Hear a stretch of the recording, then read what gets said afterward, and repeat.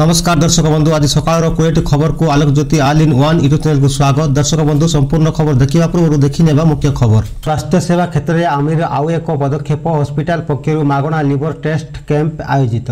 असह्य हेलाणी ताती बौद्ध और नुआपड़ा तापमात्रा 44 डिग्री ताती रे लागी ब्रेक 24 घंटा मध्य राज्य में कालबैशाखी सह वर्षा संभावना। 17 जन मधुमेह रोगी को हत्या करिथिबा नर्स को 700 वर्ष जेल।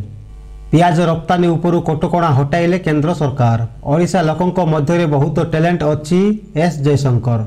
वायुसेना जवानों उपर आतंकवादी आक्रमण 3 आहत। बंद हेब हमास और इस्राएल युद्ध आलोचना पाई राजी हैला हमास। मो भाई को शहजादा कहउचंती मोदी को शहनशाह कही टार्गेट कले प्रियंका। एबे भी विकास टू बहुत दूर काशीपुर पीवा पाई नहीं पानी 300 लोकों को मात्र गोटे बोरवेल एवं प्रधानमंत्री गस्त पाई नो फ्लाइंग जोन निर्देश जारी कला नवरंगपुर जिलापाल। दर्शक बंधु एमती कईटी खबर रही वीडियो संपूर्ण देखंतु संपूर्ण खबर जानीपारे। खबर जदि भल लगे ताले गोटे गोटे लाइक करने को भूलु ना। तेज आरंभ करवा संपूर्ण खबर देखने। प्रथम खबर स्वास्थ्य सेवा क्षेत्र में आमरीर आउ एक पदक्षेप हॉस्पिटल पक्षर मागणा लिवर टेस्ट कैंप आयोजित। स्वास्थ्य सेवा जोगाई देवा क्षेत्र में पारदर्शिता लाभ करिछि आमरी हॉस्पिटल। लोकों को भरोसायोग्य और सुलभ स्वास्थ्य सेवा जोगाइबारे यह सर्वदा बद्धपरिकर। पूर्व भारतर यही अग्रणी स्वास्थ्य सेवा अनुष्ठान आमरी हॉस्पिटल जनसाधारण सेवा जोगाइबा निमंते पुणी आउ एक पदक्षेप ग्रहण करिछि। आमरी हॉस्पिटल परिसर में एक नुआ लिवर क्लिनिक रो शुभारंभ करिछि। आसंता मे 8 तारिख रे एक मागणा यकृत स्वास्थ्य परीक्षा और परामर्श शिविर आयोजन करिवो आमरी हॉस्पिटल। 2 नंबर खबर असह्य हेलाणी ताती बौद्ध और नुआपड़ा तापमात्रा 44 डिग्री। राज्य में ग्रीष्मर प्रकोप बढ़िबारे लागिछि। पारद दिन को दिन बढ़िबारे लागिछि। तातीर प्रवाह रे जळुछि सहर। दिन को दिन सहर गुड़िक तापमात्रा वृद्धि पाउछि। टाण खरा सह झांझी पवन जनजीवन को अस्तव्यस्त करि पकाउछि। सकाळ 8टा बेले को टाण खरार प्रकोप आरंभ होई तापमात्रा 38 डिग्री रे पहुंची जाउछि। आउ मध्याह्न बेले को अधिकांश सहर तापमात्रा 44 डिग्री रे पहुंचुछि। एपरिकी 25 सहर तापमात्रा 40 डिग्री उपर रही। शनिवार बौद्ध और नुआपड़ा तापमात्रा 44 डिग्री रे पहुंची उत्तप्त सहर में परिणत होइथिला। सेहीपरि टिटलागढ़ 43.8, बलांगीर रे 43.7 डिग्री, नयागढ़ और भवानीपाटना रे 43 डिग्री तापमात्रा रही। 3 नंबर खबर है ताती रे लागी ब्रेक 24 घंटा मध्य राज्य में कालबैशाखी सह वर्षा संभावना। आज भी राज्य में जारी रही ग्रीष्म प्रवाह। असह्य ताती रे छटपट हेबे राज्यवासी।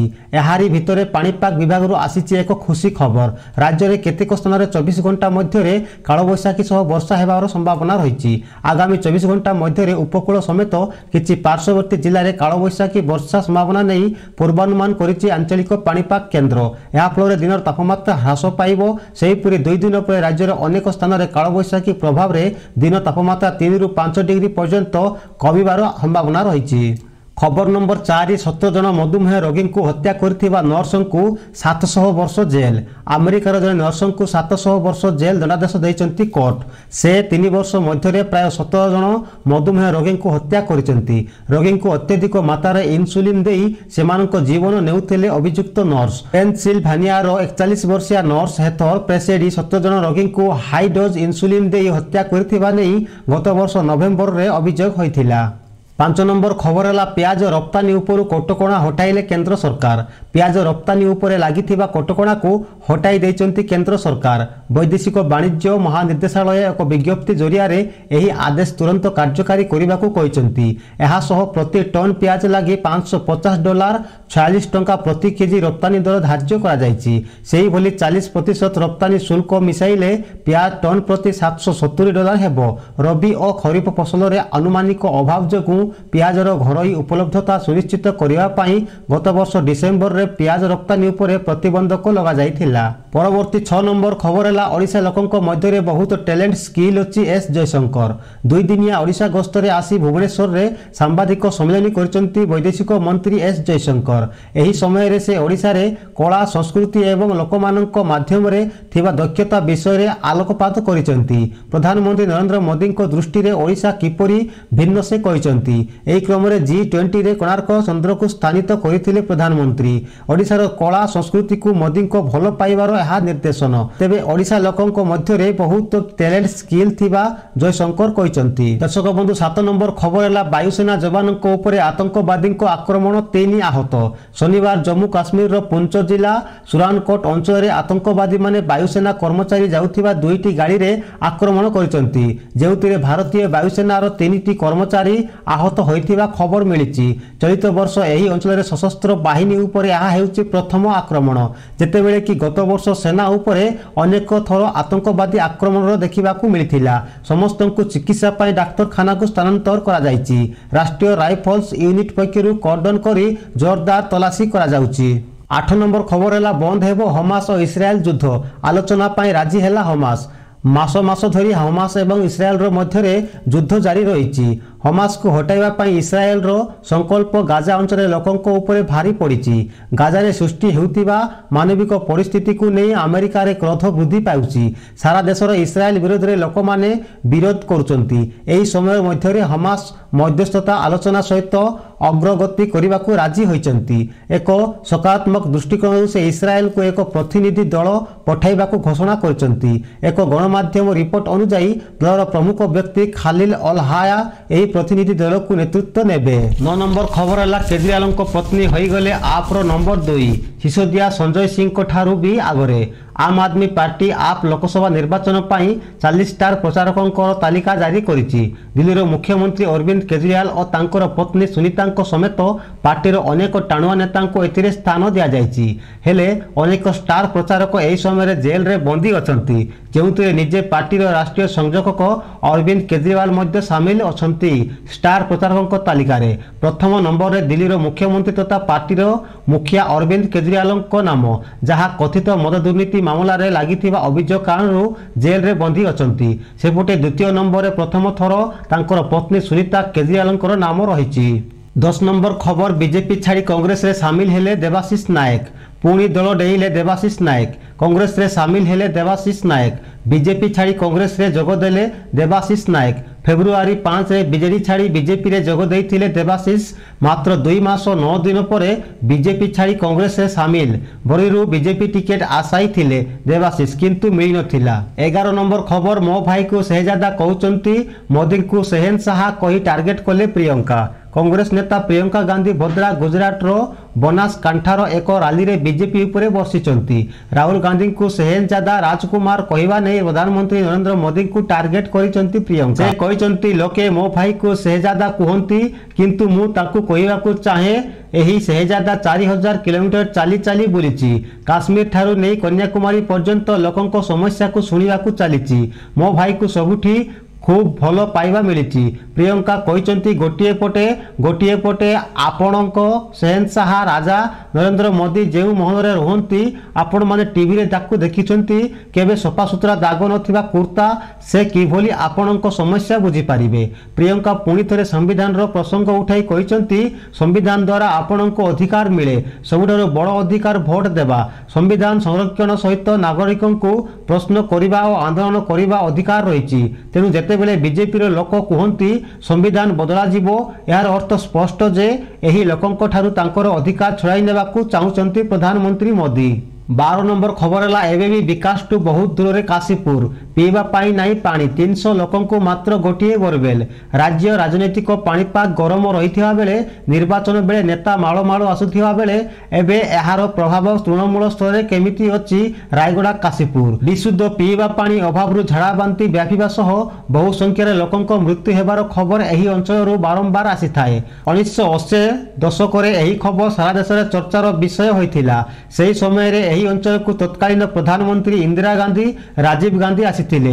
ପରବର୍ତ୍ତୀ ସମୟରେ ମୁଖ୍ୟମନ୍ତ୍ରୀ ନବୀନ ପଟ୍ଟନାୟକ ବି ଆସିଥିଲେ। ସମସ୍ୟାର ସମାଧାନ ହୋଇଯିବ ବୋଲି କହିଥିଲେ। ହେଲେ ଏବେ ଏ ଅଞ୍ଚଳର ବିକାଶ ହୋଇଛି, କିନ୍ତୁ ସମସ୍ୟାର ସମାଧାନ ହୋଇପାରି ନାହିଁ। 13 ନମ୍ବର ଖବର ହେଲା ପ୍ରଜ୍ୱଲ ରେୱାନାଙ୍କୁ ଧରିବାକୁ ଅନ୍ୟ ରାଷ୍ଟ୍ରର ସହାୟତା ନିଅ, ସିବିଆଇକୁ କହିଲେ କର୍ଣ୍ଣାଟକ ସରକାର। ଜେଡିଏସ୍ ସାଂସଦ ପ୍ରଜ୍ୱଲ ରେୱାନାଙ୍କୁ ଧରିବା ପାଇଁ ସିବିଆଇ ଅନ୍ୟ ରାଷ୍ଟ୍ରର ସହାୟତା ନେଉ ବୋଲି ଆଜି କର୍ଣ୍ଣାଟକ ସରକାର କହିଛନ୍ତି। ତାଙ୍କ ବିରୁଦ୍ଧରେ ଏକାଧିକ लक्षाधिक महिला यौन निर्यातना देइथिबा नै अभियोग रही। पूर्वतन प्रधानमंत्री देवे गौड़ा नाती रेवन्ना महिला असदाचरण करिथिबा नै वीडियो सोशल मीडिया रे भाइराल होईची। निर्वाचन समय रे प्रज्वलंको एही वीडियो भाइराल हेबा परे से विदेश चली जाइछंती। सेपटे गतकाली कांग्रेस नेता राहुल गांधी कर्नाटक मुख्यमंत्री सिद्धरमैया को चिठी लिखि एही मामला रे पीड़िता माननकु यथासंभव सहायता करने अनुरोध करिसेंती। खबर नंबर 14 जोर लगाउचंती प्रमुख दल विकास रो ना रे भोट मागिले प्रार्थी। कंपुची गाँ दांड बालेश्वर रु बलांगीर ब्रह्मपुर रु बरगढ़ डहडह ताती रे भोट मागुचंती। बालेश्वर और सोनपुर रे बीजेपी प्रार्थी भोट मागिबा सह राज्य सरकार को विकास संपर्क में लोकों को बुझाइछंती। नयागढ़ और ब्रह्मगिरी रे बीजेपी प्रार्थी उपासना और प्रत्युषा नामांकन बेले शक्ति प्रदर्शन करछंती। सेपटे केन्दुझर रे विकास रो वार्ता दे आगकु बढ़ुची कांग्रेस। खबर नंबर 15 प्रधानमंत्री गस्त पाई नो फ्लाइंग जोन निर्देश जारी कले जिलापाल। प्रधानमंत्री नवरंगपुर गस्त पाई नो फ्लाइंग जोन घोषणा करा जायछि। चिकिली रे प्रधानमंत्री सभा थिबारु ड्रोन उड़ान उपरे रोक लगा जायछि। शनिवार ठारू 6 तारीख संध्या 6टा पर्यंत नो फ्लाइंग जोन कटकणा लागू रहिबो। नो फ्लाइंग जोन नै जिलापाल ऑफिस पक्षर निर्देशावली जारी करा जायछि। खबर नंबर 16 ओडिशा पाई कांग्रेस 40 जनिया स्टार प्रचारक मंग धरिबे मल्लिकार्जुन अचंती सोनिया राहुल प्रियंका। महालड़ई पाई कांग्रेस 40 जनिया हेवीवेट प्रचारक तालिका प्रकाश पाइछि। ओडिशा रे लोकसभा और विधानसभा प्रार्थी प्रचार करिवे एही तालिका रे मल्लिकार्जुन खड़गे, सोनिया गांधी, राहुल गांधी, प्रियंका गांधी भद्रा, अजय कुमार प्रमुख हेवीवेट शामिल अछंती। 17 नंबर खबर पूर्वतन प्रधानमंत्री घर जेडीएस विधायक एचडी रेवन्ना गिरफ। अपहरण मामला रे शेष रे गिरफ होइचंती कर्नाटक रो बीजेपी सहयोगी जेडीएस रो विधायक एचडी रेवन्ना। तांकू गतकाली कर्नाटक पुलिस रो एआईटी टीम गिरफ करिछि। गिरफदारी रु बर्तिया पाई रेवन्ना तांको बापा तथा देशर पूर्वतन प्रधानमंत्री एचडी देवेगौड़ा बासभवन रे रहिथिले, किंतु एसआईटी टीम ताकू सेठारु गिरफ करि नैछि। 8 नंबर खबर है 10 रे भुवनेश्वर रे प्रधानमंत्री रोड शो। प्रधानमंत्री मोदी स्कानर रे ओडिशा। निर्वाचन प्रचार सप्ताह भितर दुई थर ओडिशा आसीबे प्रधानमंत्री। रविवार अर्थात आज आसी मोदी भुवनेश्वर रे राजभवन रे रहिबे। 6 तारीख रे ब्रह्मपुर नवरंगपुर रे जनसभा निर्वाचन प्रचार करिवे। पुणी 10 रे आउ थरे आसी राजधानी भुवनेश्वर रे प्रधानमंत्री को रोड शो करिवे। 19 नंबर खबर है सनातन धर्म को नहीं विश्व ओगाड़िले कांग्रेस नेता राहुल गांधी। प्रधानमंत्री मोदी को विश्वास उपरे कले आक्रमण। कांग्रेस नेता राहुल गांधी पुणी थरे सनातन धर्म को टार्गेट करिसंती। से भारतर प्रधानमंत्री नरेंद्र मोदी को द्वारका पूजा को एक नाटक बोली गणना करिसंती। पुणे रे होइतिबा निर्वाचन रैली रे से कहिसंती जे प्रधानमंत्री मोदी बेले बेले पाकिस्तान विषय रे कथा कहंती एवं बेले बेले समुद्र तले जाई ड्रामा करंती। से पानी तले जाई नाटक करिवा आरंभ करंती।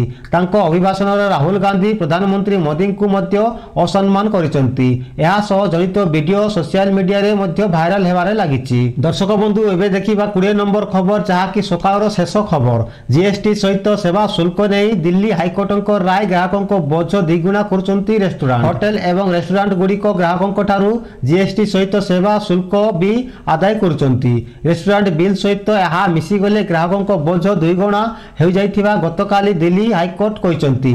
तेबे खाद्य पाई एते मात्रा रे बिल देवा ग्राहकों पाई अति मात्रा रे अधिक हो जाउथिबा कोर्ट कहिसंती। दर्शक बंधु सकाळर खबर एतिकी। खबरटी केमिति लागिला कमेंट रे मतामत दियंतु। चैनल रे नवा थिले सब्सक्राइब करी बेल आइकन को ऑल रे दबाई भल पाइबा स्वरूप गुटे गुटे लाइक करबा को भूलंतु नाही। नमस्कार, जय हिंद।